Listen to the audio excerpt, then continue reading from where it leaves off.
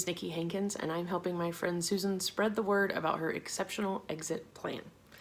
Wednesday, November 6th, 2019. It's like a rainbow in the sky. I heard that excited utterance from my 7-year-old daughter, Mika, as we left the school yesterday afternoon. Mika stays late on Tuesdays for an after-school activity, and because of the recent time change, the sun was setting during our walk home. We passed the school fence, and Mika saw the unobstructed eastern sky and uttered those words.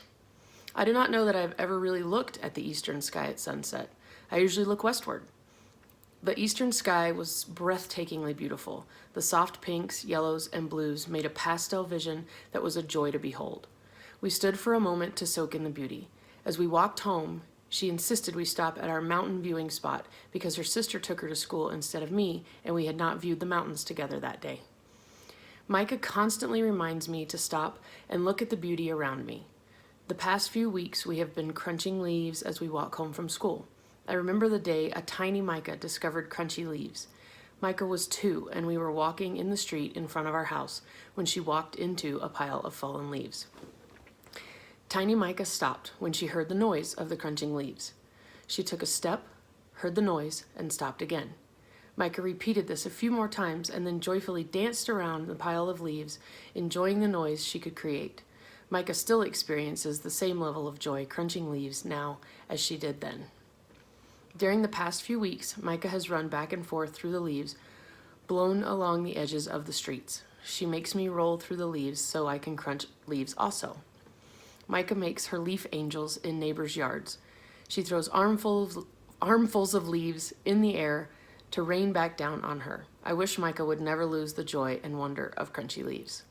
Alas, I know in a few years Mika will quit rolling in leaves because it might mess up her hair, and it saddens me that she will lose that joy. Everywhere Mika goes is a playground as far as she is concerned. I'm not going to lie, Mika exhausts me often. She is go, go, go all the time. Playtime is all the time. It's hard to decide where to rein her in. I do not want Mika playing at the dinner table, but I also want her to experience as much joy as possible. Mika and I share the joy of looking at the mountains and sunsets. We stop to watch bunnies, squirrels, and bugs. We can crunch leaves and look for rainbows when the neighbors water their lawns. Beauty is all around us. We simply need to notice our surroundings. My piece of advice to you is to look for the playgrounds everywhere you go. Many years ago, when my son Marcus was 2, I visited a friend's in Las Vegas.